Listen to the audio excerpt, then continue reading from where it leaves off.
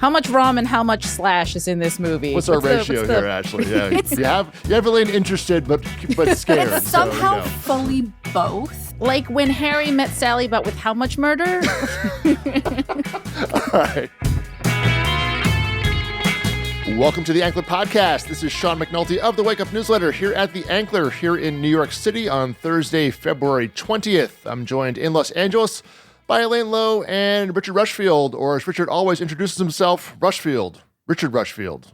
Richard, Amazon finally found a way to take the creative control back from for the Bond series there. 3 years after buying MGM, they finally have Bond. It's like a Bond villain plan to snatch the Bond away from its protector. Yeah, surprising. Kinda, yeah. You know, we've been hearing since they took it over about all these great ideas that the Amazon folks had for what to do with Bond. We can only, Broccoli's shot down is terrible, yeah. James Bond in high school and 007 cafes or whatever. And now we're going to get to see them all. Now we'll see them all, yeah, exactly. The new villain in the next movie will be the owner of a company called Westla, I think, so that'll be interesting to see what Bezos decides to do there. But no time like the present. Or it'll be the evil people online who don't appreciate what their tech moguls are doing for them and the wonders that the tech world has brought them. Yeah. James Bond will go to fight them. Well, it'll definitely be in a Blue Origin rocket, that's for sure. So we'll see what transpires. But we'll say it's been the last Bond movie was 2021. There's no Bond director, script, or Bond himself for a new pick still, Richard. So we're probably looking at least a 6-year gap between movies, which would be the tie for the longest ever, which between the Dalton and Pierce Brosnan era was 6 years as well. So, you guys ready for another few years of Bond speculation? Because we haven't gotten enough of that already. Yeah, I've heard Bezos is already polling the public about who should play Bond already. So I think every agent in Hollywood is now reaching out to their favorite reporter to let them know that their client has just had a meeting with Jen Salke, and is a favorite for big fan. But Richard, you may be a little old for Bond. I'm sorry, but how about Q? I think you could be a good Q. Maybe you're an R, double R, in fact. Maybe the new sequel. What do you think? You know what? I think I'm meant to be a Bond villain. Is the only role I would accept. That does feel more on brand. I will say, tech gadgets, Elaine, probably not going to be his forte. So Bond's showdown against a mysterious, fearsome newsletter writer. And, well, Jeff Bezos will probably get behind that. So maybe they line up. But anyway, we'll be joined today by Ashley Collins, who's going to join us for a look at the latest in the movie business, including budgets, talent buyouts, and what Netflix is up to, which is also related to something I looked at in regards to a big shift that has taken place in the movie business that I don't see discussed much and was I'll easily admit it was something that I was not really, on my radar as well. So we're going to dive into the movie business a little bit later on. But first, Elaine's series business had a hard look at the TV business this week. Well, I guess it does that every week. But this time, you guys dove into a couple of phenomenon going on right now. And I'll just start with this one. Zoom lives in Hollywood. Is this the accurate? People still love the Zoom? This was a hypothesis that I had going in of I had heard that a lot of writers were pitching by Zoom. And my expectation was that they would all complain about it and talk about how horrible it is and how two-dimensional it is. Made to pitch by Zoom, right? And I found that, yes, 95+% of pitches are being done by Zoom now instead of, driving across town. And I mean, you kind of understand why, right? It's like you're trying to get 5 to 10 people in a room, the writers, the producers, the studio, the network or streamer or whatever. It's hard to get that many people in a room. Nobody wants to drive across town to Burbank or Santa Monica or Culver City or whatever for a meeting that takes up half your day. So I get it from an efficiency standpoint, but I thought there was going to be this huge lament over how this debases creativity. Surprise, all the indoor cats that make up the WGA are, all the members there are actually, we love Zoom rooms. I love pitching by Zoom. I get to have my notes on the screen next to me. It still makes it look like I'm making eye contact with people. All the tricks they have, right? You dove into. Yeah, that was pretty funny. I'm reading about that, Elaine. As I recall, though, from Hollywood meetings I've been in, about 95% of the meeting time is spent talking about the traffic getting to the meeting and where you park. That cuts that off, yeah. Well, you got so what are they doing with all the? You get rid of that. It's like a 30-second meeting after that. Efficiency, Elaine. Efficiency. Yeah, the pitches are somewhere between like 15 minutes to half an hour tops, and yeah, now you can like stack them. You can do like 4 of them in 2 hours, as opposed to spending like one over the course of 4 hours. I mean, the other thing about it for Zoo is like, first of all, the vast majority of pitches will go nowhere. I mean, well, right. It's got to be something in your hit ratio is not large. Yeah. I mean, it got to be something like 2% of pitches like lead to even a deal, let alone a film. So you might as well like get the volume, do the numbers. Just and it's also, this has been studied somewhere, but the correlation between people who are good at pitching and ultimately a good screenplay is non-existent. I mean, it is kind of a tall order, right? Like to be a writer who is also a good salesperson is a very specific Venn diagram of skills. They are different skills and they overlap coincidentally. Like the one does not.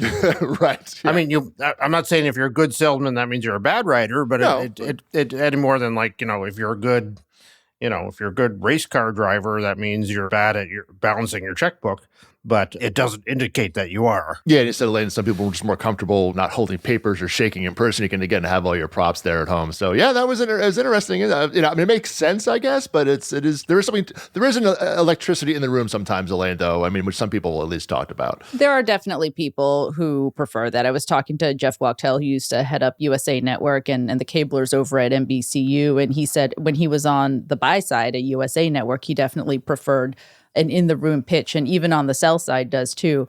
And he was telling me about how sometimes like they'll ask people to unmute, especially in a comedy pitch, right? Like it's nice to get that kind of feedback. Yeah, a little somebody laughing, what's working, but that people would like quickly mute themselves after like 5 to 10 minutes after. And I mean, it changes the vibe of a room. I would imagine that 30 seconds into every pitch, they know whether they're going to be buying it or not. I would imagine that 5 seconds into it, they know whether they're going to be buying it. And because it's almost always, no, you're not. So you're just looking for the thing like, oh, okay, set in 1850, no. You're race car driver? No, we're not. We don't do race cars. It's going to cost me how much per episode? No. More that too. Yeah. What's the how you? They're not really looking to see like, do all the threads come together in the third act? Yeah. And does pitching is its own art form for sure, Richard. Yeah. It's like Tim Allen sitcom. You in? No? Okay, great. We'll go on our way. All right. Thank you very much, everybody. We'll do what we can. But that was a good read to check out there at theankle.com, Elaine. But also Leslie Goldberg, the latest addition there to the Serious Business team. Dove into something called the blinking yellow light phenomenon that's having a moment in the Greenlight process ultimately. So what's going on here? Yeah, you want to talk about budgets and the impact that the numbers have in getting a show greenlit. I mean, Leslie did a really great breakdown on how that's such a big part of the development process now. She relayed one story from a seller that says that, they have to make sure they're protecting profitability of these shows and that it's, as a result, having an impact on the creativity. I'll give you one quote here. Quote, "If you have a person with an overall deal doing a big imaginative show, but before we can put it before a buyer, we have to know that it's profitable for us. These conversations that used to happen after the fact are not happening before the fact, and it ruins some of the creativity." And so it's just another one of the part of the risk aversion conversation that we all have, right? Of like, are these a format? Is this a kind of show that we know viewers like? And also, is this a show that we can reliably make? Is the showrunner somebody who we know to be budget conscious? She also relayed another story of a veteran showrunner who spent quite a while developing a show, big name star and everything, full 20-week writer's room. And that drama was ultimately scrapped because of financial concerns, she reports, that came on with filming at the East Coast at request of the talent. So it's like, all these big budgetary concerns wind up, dinging the show. And like, that's, again, this age of austerity that we're in. We're not taking big swings. We're not just like handing out cash to any writer who's never run a show before. Which is healthy, I will say. Which is not necessarily a bad thing. This is a streaming boom hangover effect, which is dumb in the first place. So let's, but the pendulum has also swung so far to the other side now that they're basically like, justify your budget, before we take a swing at this thing at all. Yeah. I think, the cable TV bundle melt here has gotten a lot worse, and the numbers, just people are looking at the numbers. That slush fund of cable TV money isn't there anymore, on the other side of the streaming boom here. And, people are just looking at the finances more. And, frankly, Elaine, they have more data now. I mean, a Nielsen number was all you had before. Now these companies have 7 years worth of data. Right. Now you can slice and dice those metrics any number of ways. And that's probably better or worse, probably for worse. But it's funny, there's also something in there, how the notes from the executives weren't quite lining up with the notes from the production, the budget people, where it's like, what do you want me to do here, man? That was an interesting anecdote, too. Yeah. Sometimes it feels like there's a real indecisiveness when you're looking at the different priorities of the different entities at play, right? And I mean, largely, of course, everybody is looking at budget. They're looking at how guaranteed of a hit is this in many ways, which is, not something anybody can predict. But yeah, the environment now is so different from looking back at 2021. And we're looking at a 4-year span. And that's something that I was also trying to look at with my story about pitching, right? It's just sort of how much have things changed since the pandemic hit, which is almost 5 years ago now, which is crazy. It was half a decade ago.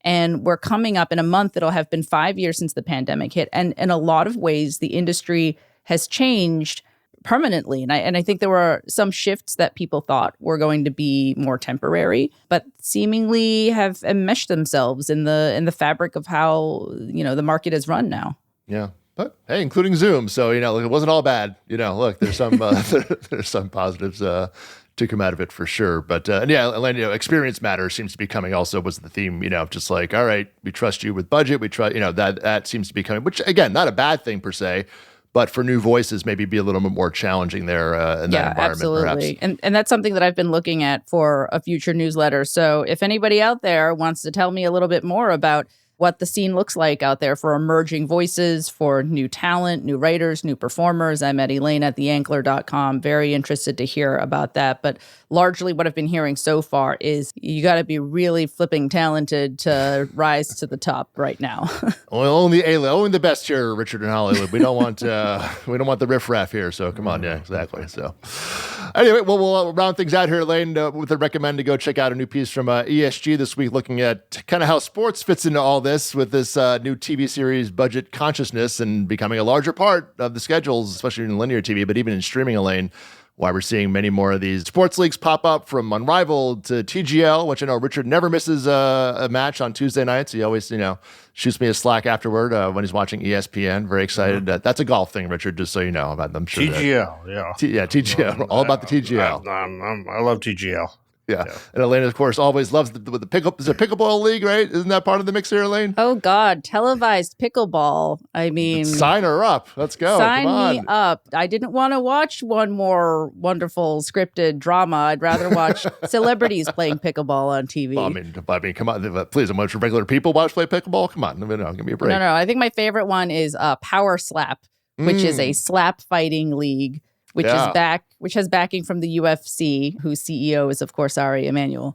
Yeah, certainly is on brand, perhaps, for Power Slap League. So they have you, whatever sport you want, TV has you covered these days. That's a good read to check out from ESG over there. Coming up next, Ashley Collins is going to join us to dive into the new realities in film budgets around town and to look at the how the money has shifted in the theatrical movie business versus the past 4 decades. We'll be back with Ashley in just a moment.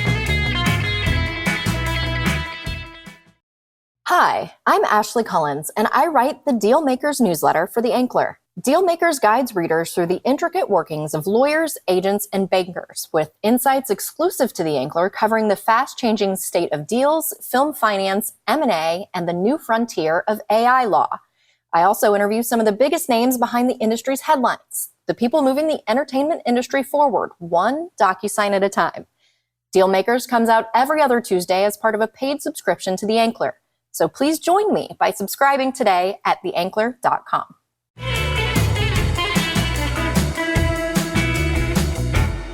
All right, Ashley Collins from the Ankler's Dealmakers column is joining us once again. Ashley, good to see you this week. Good to see you guys too. Kind of unbeknownst to both of us, you and I both dove into the movie business on kind of two sides of a very related coin. I was looking at the 2025 movie volume ahead and kind of breaking down exactly what's happened here that I don't think is really being reflected in the way we talk about the business, but you're on the front lines of the movie deals in 2025 and, how that's really reflected in the budgets around town that are happening. So let's kick it off on that side. It sounds like 50 million is the new 70 million in Hollywood. What's the state of affairs out there? Yeah. I started hearing that it's basically impossible to get anything over 70 million made unless it's like really strong IP. But really for theatrical, none of the studios want to make anything between 50 and 100. Right. So it's go big or go home. Yeah. The math just doesn't math anymore with the increased costs of everything. Yeah. And, that's a $20 million gap or even a $10 million gap. It's really playing a factor in, kind of what we've been seeing and talked about here in the pod about films not shooting in LA. Like this can really, determine a lot of other factors that we're seeing in the business. That's, it's really driving home a lot of things we've been talking about, it seemed like, Ashley. Yeah. If you're talking about trying to cut back from 60 to 50, saving $5 million by shooting outside the country gets you halfway there. Get you to the movie, to your movie made. Yeah, exactly. Or halfway your movie there. Yeah. Yeah, it's wild though. It reflects what you've been saying, right? Like the things that are going on now, the things that studios are looking for and avoiding reflects what you found from the calendar so far. Yeah, I mean, it's hard to argue the point. I mean, as much as we all say, oh, the mid-range movie, but I know, it's like, all right, well, what does that require? It's like, all right, that 70 to 50, it's like, all right, well, that star's taking $5 million off, or you're taking, like, you gotta just like, what you want this movie made, and this is what the reality is. And it's not like, it's hard to argue with the numbers. The business has changed. This isn't as arbitrary as it might sound. I'm just like, well, we gotta, and it relates to, obviously with the TV stuff, same kind of theme, right? People just looking closer at the dollars these days. Yeah, I mean, it feels like we're just at this existential crisis. All of our pieces sort of like we're approaching the same crisis from different angles, right? Of like, yeah, it's about budget. Yeah, it's about like, how can we trim some numbers here and there? And but like, what kind of impact does it wind up having on the creative, Ashley? Like, what did you find when it comes to original features? Well, there were just, I guess, and this sucks, right? But you have to be thinking about this when you're writing something or developing something. If it is a mid-budget project that's not based on IP, it better be something that can shoot overseas. It better only have one location that's really necessary. The smaller the cast, the better. Like, these are things that unfortunately are going to impact creative on the front end, at least until we get out of this realm. Because, Hollywood loves to chase hits. And one of the lawyers I talked to was lamenting like the lack of dramas like The Accused and Dog Day Afternoon, and basically said, if somebody took a couple of swings with $60 million legal thrillers and had hits, then people would start doing it again. But somebody's got to be the first. Right. You need someone to follow the leader there. But just looking at the numbers, I got curious. I'm like, listen, we're early February here. I'm like, we kind of know what the slates are for 2025. And this was, survive till 25. This was the year. There no more strikes. This is no more COVID. The spending adjustment has happened. So like, this was the first, I'm like, well, what does this look like? And Richard, we've talked about it, but it looks a lot like the volume we had in the past couple of years. And it's like, volume's down 20% in 2025 versus both 2018 and 2019. And we lost a studio. It's like 20th Century Fox is no more. And Disney Fox, there's still some Fox films at Disney, but they're making maybe 25% of what, 20th Century Fox used to do. But even on top of that, it's just like there's a pullback there. And just about every other studio is about half the... Well, if you go back to the 90s or something, but it was they've trimmed back. I mean, I brought the numbers down in the wake up this week, but it's 3 less here, it's 4 less here. It's, when you add that up, it's like, well, that's a 20% hole there. But back to the money though, I mean, the movies that made 30 million to 55 million at the box office in 2019, there were 30 films that fell in that range. In 2023, there were 17. In 2024, there was 9. I mean, granted, there was a strike effect. There wasn't many films, so that market is gone. But Ashley was looking at, I really dove into I wasn't looking at the Inside Out 2s of the world and whatever, looking more the down deep, which isn't really broken down too much these days. And those films that were doing 30 to 55 million are now doing 15 to 35 on the whole, like a whole bunch in that range. And when you're making that kind of money at the box office, so your budget goes down 20 million. This is, it's like, and really, when I read your piece, I was just like, I was like, again, two sides of a coin, Ashley. Yeah. And the conventional wisdom of you have to make double your budget at the box office to break even doesn't apply anymore, because in some cases it's like 4 times your budget because of increased costs of P&A as well. Yeah, our marketing has gone up over time. Yeah, those ad buys, haven't gotten cheaper. But I mean, here's the big thing that, again, we all kind of know this, but like there's the box office part, but the money's shifted to PVOD in some regard, which we don't see. This is home rental and home purchase, digital on demand, viewing. Because the windows of, we know this because this is what happened in COVID, but the windows have collapsed. And I just had 2 examples here. So look at, Sonic 3 came out December 20th. It hit digital download, released to watch at home 30 days later. And then it hit streaming and Paramount Plus 60 days later. Now, in 2019, Detective Pikachu, which is the live action, from Warner Brothers, had a May 10th theatrical release. It hit digital download 75 days later, so over twice as long before it was even out of the theaters. It didn't hit streaming HBO for 6 months.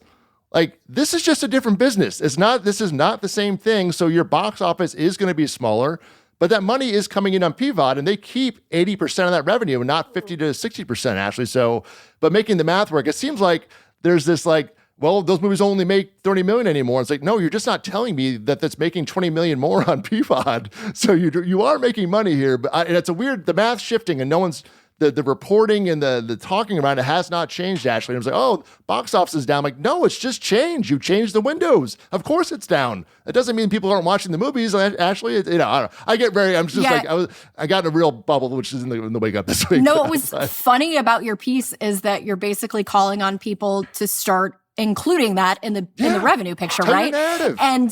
And yet I had a lawyer tell me that there are people purposely avoiding the box office to hide that. Wow. Because if something is a flop on streaming, it's not as obvious of a flop. But if they do what you say, then that's fair game too. Exactly. Both sides of the coin. If your movie flops in theaters, et cetera. But I mean, we'll say, so even we do get, Universal does do trickles of this information.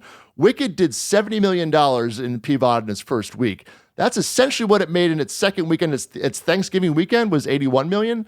That's insane. I didn't know that number. $70 million on PVOD? 1 week. And Universal keeps 80% of that money. It only keeps 60%, maybe 55% of that theatrical money. So it made more money in its first week on PVOD at home, or Universal took in more money than it did in the second theatrical weekend, the Thanksgiving weekend in theaters. Like, movie business can't help itself. I'm like, everybody dumps on it. Like, nobody's going to the movies anymore. Like, fight for yourself, guys. I get, Ashley, people don't want those bad numbers out there, but you have some good ones, and you got to, you've changed the model, and no one is changing how it's communicating about itself to people. And, it's a little, I get very mad about it. I love movies, and Richard, Sean, you're practically frothing at the mouth. A little bit excited. I get very animated. Anyway, all right. Richard, you wrote a little bit about this on a 30,000 foot view this week, and you said Richard, that it leads you to believe that we're approaching something of a quote collective surrender for much of the industry. What did you mean by that? Well, I mean, so you are right, Sean, about the model being outdated and not reflecting it, but I think there's a bigger picture. There's a picture that's bigger than the results of the individual film. So if you say, okay, the window should be 2 weeks because the math adds up to everything, so the total sum you get is more when it goes to PVOD there. What is the effect on the film ecosystem of that? And if you're sending the message collectively that everything that's in the theaters is going to be available very, very soon at home. Behavior change, yeah. So you have sort of a tragedy of the commons there of per film they may be better off, but when theaters go away and theatrical is stopped being part of people's lives, what is the effect of that on the whole ecosystem?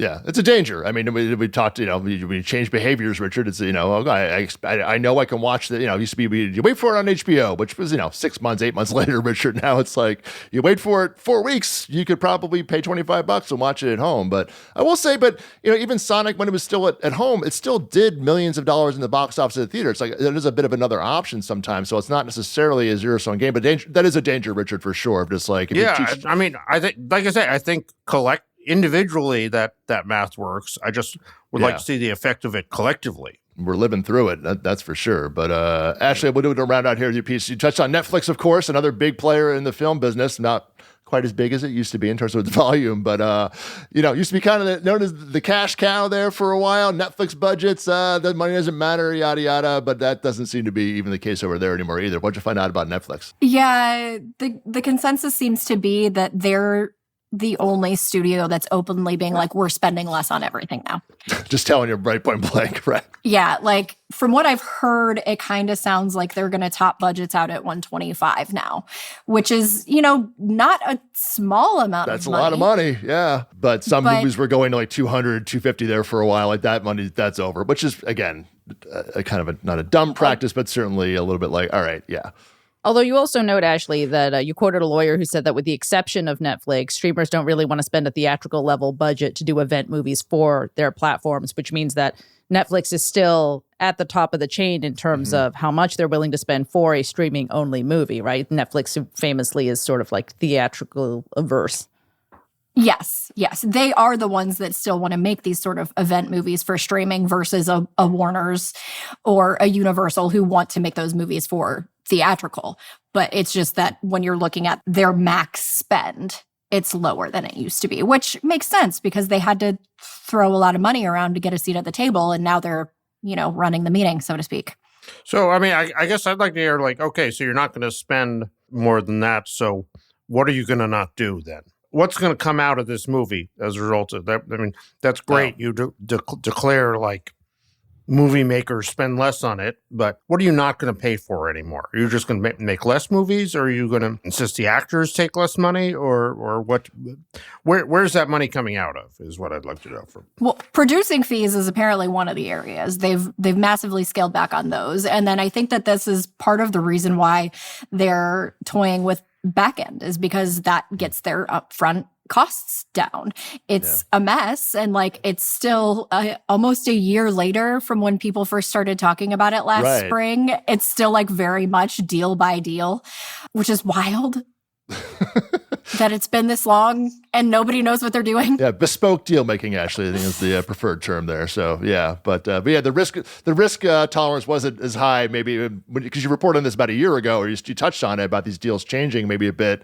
But the good old give me my money up front seems to, again, that risk aversion, those PVOD numbers getting out, the avoidance of failure actually seems to be kind of still very prevalent when you're reporting. If they do what you're talking about, if they start reporting the streaming numbers and they start reporting the PVOD numbers and they create sort of a new overall metric of success, I think it would be easier for the streamers to create back-end models because then it's a little bit more apples to apples, whereas now everybody has a different definition of success. So what sharing in that success looks like is wildly different from one to the next. And producing fees, it's become like the boogeyman of studios. It's like waste, fraud, and abuse in Washington. That's like the most opaque part of the structure, right? But nobody sees a movie and says, "Oh, I wish there were more producing fees here." But the reason you want a producer if you're a studio is because you have a person devoted to that movie.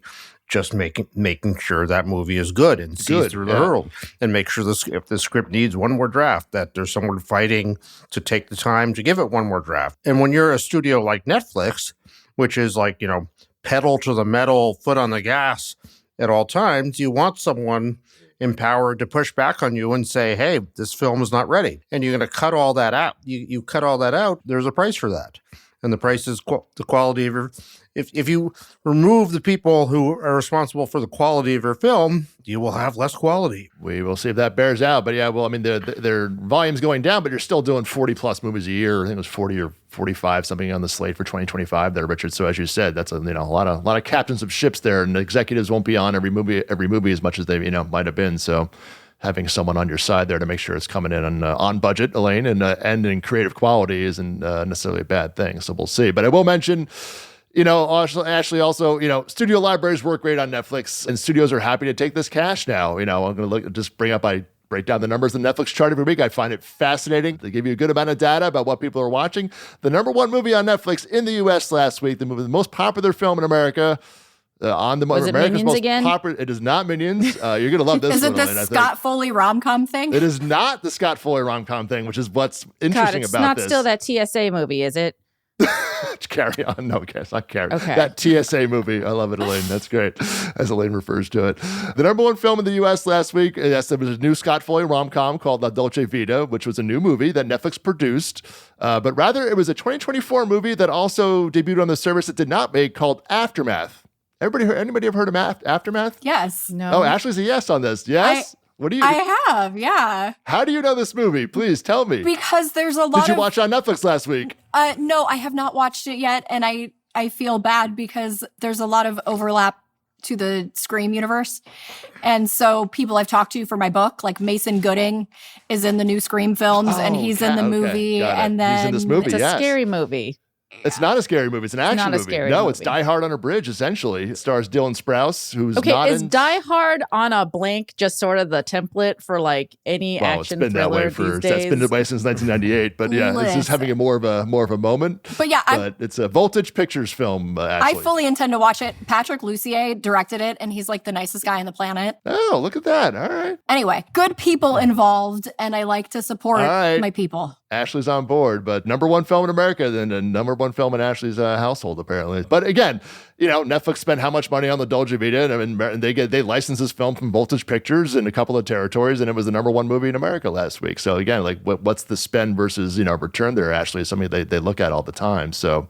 And I will say it was also number one in the UK, this movie. So this wasn't, all right, I'll put it up in the queue. I just finished watching The Night Agent on Netflix, so I need another thriller to take its place. It'll be a good segue. And then yeah. I just have to, because we're talking about these people, Hard Eyes is incredible and makes me a little bit more hopeful for the theatrical experience. Obviously, it's not, not one of these big budget studio movies, but like that makes it even more impressive. It's a Sony movie. It's a Sony movie. But that is a scary movie, right? Yes. Sorry, I'm out. It's a rom-com with a slasher inside it. And it's all right. How much slashing is there for a late? No. a lot. What's your ratio? How much rom and how much slash is in this movie? What's our ratio here, Ashley? Yeah. You have Elaine interested but scared. It's somehow fully both. And like When Harry Met Sally, but with how much murder?